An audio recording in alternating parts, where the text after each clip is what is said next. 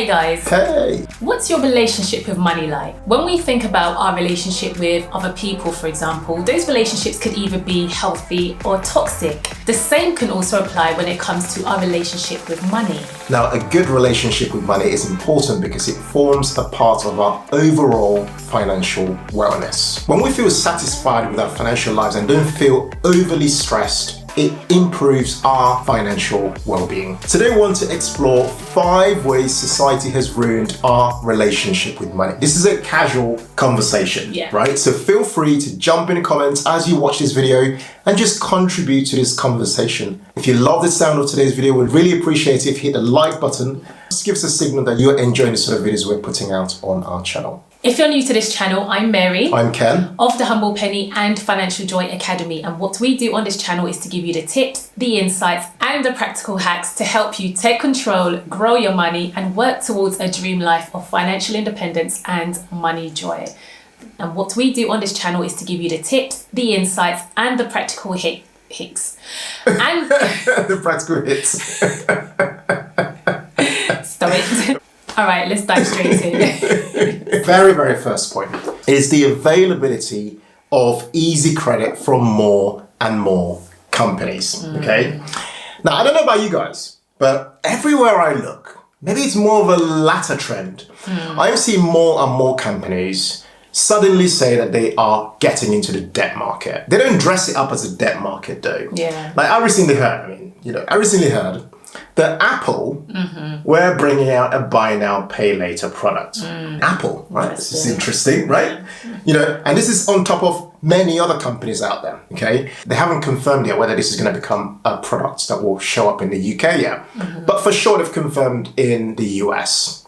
Now, it's interesting, we saw a BBC review into buy now, pay later, and they had this to say. I'll put this up on the screen. They've said here, buy now, pay later services are currently unregulated in the UK, you know, unregulated, and have been criticised for the way that they're used by low-income groups. Panorama reported in December 2021 that an estimated 15 million adults of all ages in the UK are actively using buy now, pay later. So this is 6 months ago, literally from when we're making this now, with the main operators offering the service in the UK being Klarna, ClearPay, Laybuy and PayPal.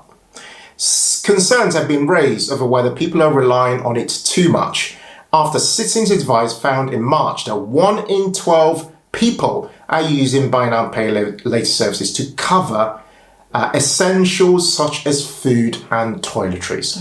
Now, just hearing that it's actually really quite upsetting to hear that. Yeah. You know, to think that the state of the cost of living crisis has pushed people to the point where they actually don't have a choice. They're like, well, actually, you know, I need to get by with my essentials, so I need to use buy now, pay later. And they also said that young people in debt and people claiming universal credit were at least twice as likely to have buy now, pay later for these basic costs than other groups. Thinking of this from the perspective of how this has changed our relationship with money, is that, you know, we understand the innovation side of buy now, pay later, but overall it's debt, right? And we understand that people have different needs for this, you know, so no judgment whatsoever. But for us, this is about what it's doing to people's behavior, right? You know, because people who take on debt and live on debt are far more likely to use debt for future purchases and make it a part of how they operate day to day. Absolutely. And to add to that, our second point is that debt has become normalised. Now, this speaks to culture and is reinforced in the advancement of technology. Now, debt is not 100% bad, but what a lot of people fail to realise is that not all debt is created equally. A lot of things that you buy now can be financed. So whereas before it used to just be the sofas, now it could be anything. Electronics, clothes, like even food. This creates a reliance on debt as habit. All right, so our third point is that technology has made money more digital. Now, there's a term called financial abstraction in behavioral economics. Financial abstraction is where money becomes more and more abstract, that it changes the way we interact with it on a daily or regular basis. So examples of financial abstraction include the shift from cash to paying for things using credit, debit, crypto, or even payment transfers like, you know, PayPal and all those various other available ways that we can pay for things, or even paying for things using our contactless cards. We've had the limits increased, I think, in the last 12 months to about £100 thereabouts. Or paying for things, you know, with our watches or with our phones. These are all forms of financial abstraction. Now, why does this matter? You're probably thinking, well, okay, so what? The reason it matters is that the more a currency becomes more financially abstract, the more people end up spending more of it. You told me one about budgeting and holidays. What was it you were explaining? Yeah, so if I think back to when I would go on holiday with the girls many years ago before I got married, we were quite disciplined. I would set myself a budget. I'd say, okay, we're going away for 7 days. I'd set myself a budget, how much I'm going to spend each day.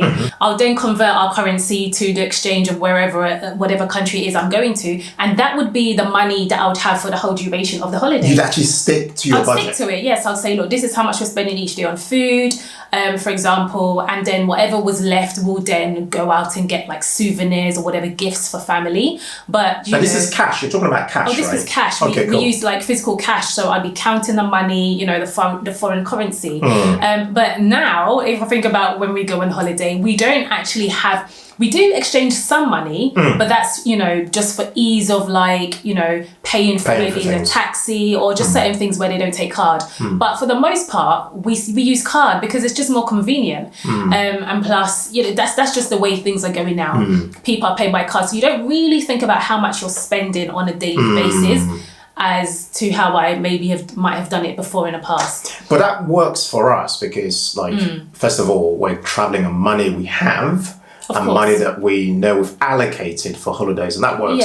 But think about this for people who perhaps maybe are not that good at managing their finances properly. Yeah, if you think about young people who are now going on holiday, you know, they have the opportunity to actually live outside of home. You know, they're not relying on mum and dad or, you know, their carers for their food, but this is an opportunity for them to become independent. They're still maybe not having that experience of budgeting per se because they may be using a card as opposed to actual... And it's not even just young people, it's just adults more generally, because the cards for today, like a lot of the cards are making it frictionless. And making it a lot easier for us to operate anywhere in the world. Like anywhere you go to say, foreign, you know, forex fee free. Like you can use the card and pay with certain banks, and you don't get certain charges. So basically, again, this is the more friction is removed, the more likely we are to spend. Exactly. Right? And the same applies to food. You know, where we go for food shopping. And if you went with cash, you're far more likely to return home with only what you plan to buy compared to if you went for food shopping and you're like, oh wow, I want a yogurt now. Like you don't even like yogurt, but you're suddenly like, oh, you see some strawberry on it, and you're like, oh, I want a strawberry yogurt. Yeah, but that point you made about friction is so good. Like if you use the example of Amazon, what is it? One click. They've removed. Again, the friction, and so people are more likely to just make more purchases than leave stuff in a basket, for example, and then think about it and come back to it later. Yeah. You could argue that technology is making life easier for us, but is it really? Yeah, that's the question. People have become more entitled. So what you tend to find is that people are saying, I want it, so I'm going to get it, rather than I want it, but can I actually afford it? We're lacking the ability to delay gratification, basically. Yeah, exactly. Especially if you know that you can spread your payments, but then how many purchases are you going to spread? You know, that there's only so much you can, and then it eats into, you know, your monthly or whatever allowance that you get because you have all of these monthly payments. I was just thinking to myself, like, imagine a life without spreading payments. Isn't that a good life? That's a good life.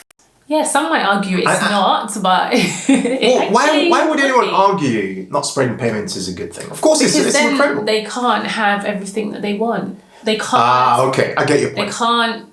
I guess what's the saying? They can't follow the Joneses. You can't have it now, basically. Yeah, they can only live within their means. And that's quite well.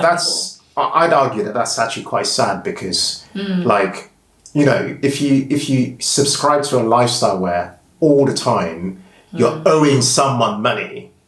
Yeah. I mean, that's not a very peaceful life to have. everything in moderation. Like we really struggle with delayed gratification. And, you know, just think about the implication that this could have for our future generations that is following this kind of culture. Living our lifestyles, not being able to control our impulses. Yeah. Like our kids will only ever follow the same footsteps. They're following, they're watching and they're learning from us, for sure. The fifth one is social media, influencer, and consumerist culture. Wow. So it's interesting because like everybody follows somebody online, right? And when you follow people online, what you have zero idea about is how they finance their lifestyles. Yeah. A lot of people want to live the life of the influencer. They literally want to be like that person. Yeah. But have no idea that really that person's life is financed by gifts, things that are sent in the post, you know, or money they might have made from a campaign or whatever. You know, there's a business expense that's funding the way that they are living their lives, because it's actually their job. People might have even purchased things and returned them after like doing a haul, for example, or a video shoot or a photo shoot. Our perception is that as a society, we seem to still want more. There isn't really, I don't know what you guys think. Do you think there's a drive towards people wanting less? I think it's more. Like everywhere I go, people want more stuff. True. More things. I like the more idea of everything. that minimalism is on the rise, which is a good thing. But, you know, on the opposite scale of that, like you said, there are other people that still want a lot more, you know, and... Yeah, I mean, look at TV shows. I mean, what are some of the most popular TV shows that people watch on TV? I wouldn't really know. Keeping Up with the Kardashians. Is that still on? I don't know. But yeah, I think that's still popular, right? I think that's still popular. Right, or basically all the shows named Keeping Up with something are all about trying to basically keep an eye on somebody else or watch what they're doing or essentially keeping up with the Joneses. Oh, I'm not affected by that. I'm just looking and like, I don't know. Of course we are. Like our brains are being rewired. This is how advertising works. Yeah. When you turn on the radio, you listen to like Spotify or something and the ad comes on. You think, oh yeah, it's not really doing anything to me. Of course it is. Oh yeah. Because when you see an ad like 7 times across different places, it must just reinforces like a messaging in our brains, and you suddenly feel like, oh, actually, I think I might want to go to Santorini this weekend, or wherever. We weren't looking online for Santorini. This is a real life thing as well, because like I've even had this. Like a friend mentioned Santorini, I saw something else somewhere else, might have been on Instagram or somewhere else. Yeah. And then obviously, like because you saw something, all these ads, all the cookies and stuff, They start following you everywhere. And so it just reinforces that messaging. Yeah. So I know we're having a bit of fun laughing about this. It's actually pretty serious, you know, in that like, and we are part of this culture in that like we have social media accounts and you know all these things. So we have to be very careful what messages we project. True. So it's very important, even for other people watching who have in a position of influence. It's very important that like if you're living the life or whatever it is you project onto your audience, that you really just be clear and help people understand that. Like, listen, be transparent. First of all, this is my job or whatever it is you're doing, and like not being funny, like. Just be open. Just be real. I think being real is actually a pretty important thing. Don't project things that aren't reality to people, because it actually has a real impact on people's lives. 100%. Would love to hear from you in the comments. Let us know what you guys think are some of the other ways that society has ruined our relationship with money. On the upside, ending this video on a good note, society and technology more generally has been great in many other ways. For example, The Humble Penny is on YouTube and you're able to watch this and learn about how to improve your relationship with money. So yeah, we've had some many amazing, lovely amazing feedback from you guys, just telling us how much our channel has helped you to improve your relationship with money, improve your finances in general. And we've just got so much positive feedback. So and incredible comments, man. Yeah. Well, you guys are great. So thank you for watching this video. Keep them coming as well, because it just helps us to remember why we're doing what we're doing. Yeah, it keeps us focused, doesn't it? Absolutely. If you really enjoyed today's video, really appreciate it. As you can see, it's pretty candid. Hit the like button, jump in comments, let us know that you like this format, and hopefully we'll do more casual ones like this. Yeah. Thank you guys so much for watching. And as ever, in all things, be thankful and seek joy. Take care, guys. Bye.